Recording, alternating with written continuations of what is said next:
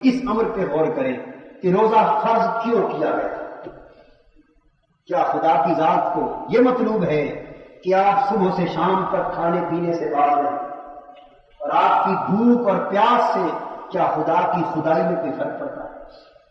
آپ کی بھوک اور پیاس سے کیا خدا کی بزرگی، اس کی بلندی اور اس کی عظمت اور جبروت میں کوئی اضافہ ہوتا ہے؟ یا آپ اگر صبح سے شام تک بھوکے پیاسے نہ رہیں تو خدا کی عظمت و جبروت میں کوئی کمی واقع ہوتی؟ ہرگز نہیں۔ نہ خدا کو کوئی منفعت مقصود ہے اور نہ بھوک اور پیاس فی نفس ہی اللہ رب العزت آپ کو اس میں مبتلا رکھنا چاہتے ہیں، بلکہ روزہ تو اس لیے فرض کیا گیا کہ اس کے حوالے سے کچھ مقصد بیان کیے گئے، اس روزے کے ذریعے کچھ مقصد کو حاصل کرنا مطلوب ہے۔ تو روزہ ایک ذریعہ ہے اور اللہ رب العزت اس ذریعے سے ایک اعلیٰ مقصد آپ کو عطا کرنا چاہتے ہیں۔ مقصد اور ذریعے کا جو باہمی تعلق ہے، اس کو آپ یوں سمجھیں کہ جس طرح دولت، پیسہ، سرمایہ یہ ذریعہ ہے زندگی میں آسائش اور آرام کو پانے کا، تو اگر آپ نے دولت کو محض ذریعہ سمجھا، آسائش اور آرام کو مقصد سمجھا، تو دولت یقیناً آپ کو آسائش اور آرام دے گی۔ لیکن اگر کسی بدنصیب نے دولت کو بجائے خود اپنا مقصد بنا لیا، بجائے خود اپنی زندگی کا مقصود و مطلوب بنا لیا اور اصل مقصد نظر سے اوجھل ہو گیا، تو پھر کروڑوں اور اربوں روپے حاصل کر لینے کے باوجود وہ دولت اسے آرام، سکون اور آسائش عطا نہ کر سکے۔ کیوں کہ اگر اس دولت کو ذریعہ سمجھا ہوتا تو آسائش اور سکون بھی میسر آتا، لیکن بجائے ذریعے کے دولت کو مقصد بنا لینے سے اس کی افادیت بھی گئی اور اصل مقصد کے حصول سے بھی انسان محروم رہا۔ بالکل اسی طرح روزہ چونکہ صبح سے شام تک بھوکے پیاسے رہنے کا نام، اسی نیت کے ساتھ اگر اس بھوک اور پیاس کو بجائے خود مقصد سمجھ لیا آپ نے اور وہ عظیم مقصد آپ کی نظر سے اوجھل ہو گیا جس کے لیے روزہ فرض کیا گیا تھا، تو بھوک اور پیاس کے سوا آپ کے کھاتے میں اور کچھ نہیں۔ اس لیے سمجھنا یہ مطلوب ہے کہ روزے کیوں فرض کیے گئے۔ قرآن حکیم اس کا پہلا جواب تو یہ دیتا ہے کہ لعلکم تتقون، کہ روزے اس واسطے فرض کیے گئے کہ ان روزوں کے ذریعے سے انسانوں تم میں تقویٰ پیدا ہو سکے۔ تو روزے کی فرضیت کی پہلی حکمت اور پہلی مصلحت خدا کے ہاں تو انسانوں میں تقویٰ پیدا کرنا ہے۔ تقویٰ کہتے ہیں محرمات سے پرہیز کرنے کو۔ تقویٰ بچنے کا نام ہے۔ لغت میں تقویٰ کسے کہتے ہیں؟ بچنے کو۔ کس چیز سے بچنا؟ ہر وہ شے جو گناہ کا باعث ہو اس سے بچنے کا نام تقویٰ ہے۔ ہر وہ چیز جو عذاب آخرت کا باعث ہو، جو خدا کے غضب کا باعث ہو، اس سے بچنے کا نام تقویٰ ہے۔ اور وہ چیز کیا ہے جو خدا کے غضب کا باعث بنتی، جو عذاب آخرت کا باعث بنتی؟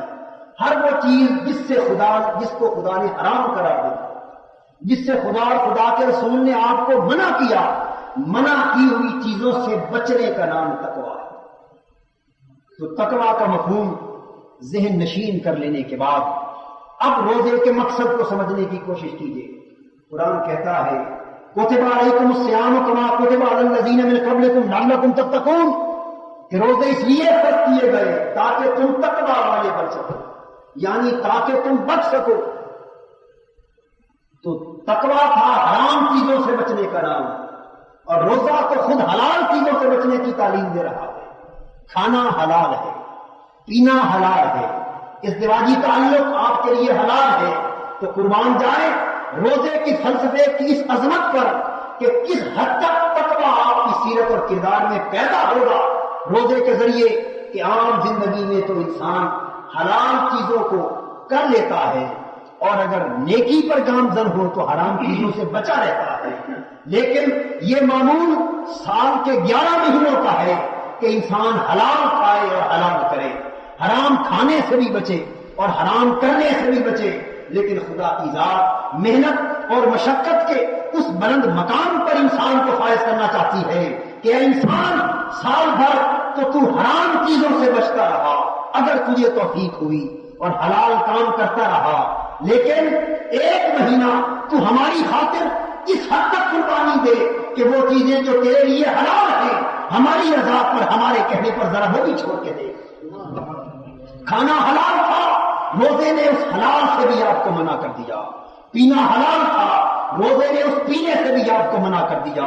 معاشرت اور ازدواجی تعلق یہ حلال تھا، روزے نے اس استفادے سے بھی آپ کو منع کر دیا.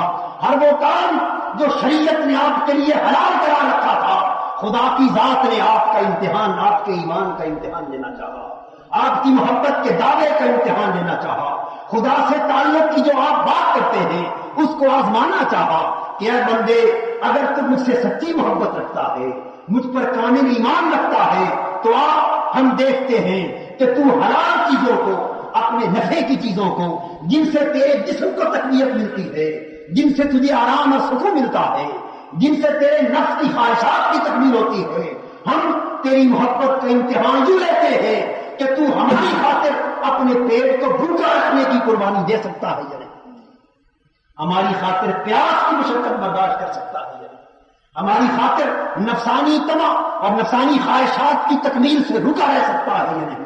تو جو انسان خدا کی رضا کے لیے اور خدا کی محبت میں جس نے حرام چیزوں کو چھوڑ دیا، اس سے یہ کس طرح توقع کی جا سکتی ہے کہ وہ حرام کام کرے. تو روزہ تقویٰ کا باعث یوں ہوتا ہے کہ جس انسان کو بلند مشقت کا عادی کر دیا جائے، چھوٹی مشقت ہے تو اس کے لیے بہت آسان ہو جاتی ہے.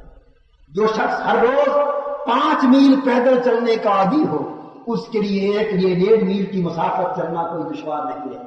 جو شخص 5 من وزن اٹھانے کا عادی بنا دیا جائے، اس کے لیے سیروں کے اعتبار سے وزن اٹھانا کوئی تکلیف کا باعث نہیں رہتا. اللہ رب العزت نے کتنی منطقی اور کتنی نیچرل انداز کے ساتھ، قدرتی انداز کے ساتھ تقویٰ کی مشق کروائی ہے، آپ کو تقویٰ کی محنت میں سے گزارا ہے کہ اے انسان، تقویٰ کے مقام پر فائز کرنے کے لیے کہ تو حرام سے بچا رہے، مشقت میں اس مقام پر فائز کر دیا کہ تو حلال سے بھی اپنے آپ کو بچا رہے. تو جو انسان خدا کی رضا کے لیے اپنے آپ کو حلال سے بچا سکتا ہے، وہ خدا کی رضا کے لیے حرام کا مرتکب کیوں کرو. اس لیے فرمایا لعلکم تتقون کہ روزہ تقوی کا باعث ہے، تاکہ جو شخص روزے دار ہوگا، وہ اگر روزے کی روح کو سمجھے گا، روزے کی حقیقت کی تہ کو پالے گا، روزے کی اصل ماہیت کو اپنے تن اور من پر وارد کر کے دیکھے گا، تو اس کو سمجھ آئے گی کہ کتنا نادان اور کتنا ظالم ہوں میں کہ جو 1 مہینہ تو خدا کی رضا کے لیے حلال کو بھی نہیں کرتا، اور 11 مہینے میں خدا کو ناراض کرنے کے لیے حرام کا مرتکب ہوتا. تو 1 مہینہ حلال چھوڑنے والا 11 مہینے خدا کی خاطر حرام کو تو چھوڑ ہی سکے گا. تو یہ روزے کا کم سے کم، ادنا سے ادنا تقاضا ہے کہ روزہ رکھو، اور وہ روزہ کم سے کم یہ انقلاب پیدا کرتے تمہاری زندگی میں کہ روزہ رکھنے کے بعد زندگی میں حرام کھانے کی ہمت نہ رہے، روزہ رکھنے کے بعد زندگی میں حرام کے ارتکاب کی ہمت نہ رہے. جب حلال کھانا چھوڑ دیا تو کسی غیر کا حق حرام کے طور پہ کھانے کی ضرورت کس طرح ہو گئی. جب حلال کرنا چھوڑ دیا، اپنی زوجہ سے استفادہ چھوڑ دیا، تو کسی غیر کی طرف بھٹکی ہوئی نگاہ اٹھانے کی ہمت کس طرح ہو گئی. تو روزہ تو آپ کی زندگی میں ایک ایسا انقلاب برپا کر دینا چاہتا ہے کہ جو آپ کی سیرت و کردار کو عظمت اور روحانیت کی بلندیوں پر بٹھا دیتا ہے. اور جو شخص روزہ رکھتا ہے لیکن تقویٰ کا یہ جوہر اپنے اندر پیدا نہیں کر سکتا، خدا کی قسم اس نے بھوک اور پیاس کے سوا کچھ نہیں پایا. میرے آقا نے ارشاد فرمایا، کم من صائم لیس لہ من صیامہ الا الجوع والعطش. کتنے روزے دار ایسے ہیں جو روزے رکھتے ہیں لیکن سوائے بھوک اور پیاس کے انہیں کچھ نصیب نہیں. یہ وہی لوگ ہیں جو روزہ بھی رکھتے ہیں اور حرام کے مرتکب بھی ہوتے رہتے ہیں، روزہ بھی رکھتے ہیں اور نماز بھی نہیں پڑھتے، روزہ بھی رکھتے ہیں اور دیگر احکام کو نظر انداز کرتے ہیں، روزہ بھی رکھتے ہیں اور احکام شرعی کو پر پشت رکھتے ہیں. تو ایسی صورت میں روزہ سوائے بھوک اور پیاس کے کچھ عطا نہیں کرتا.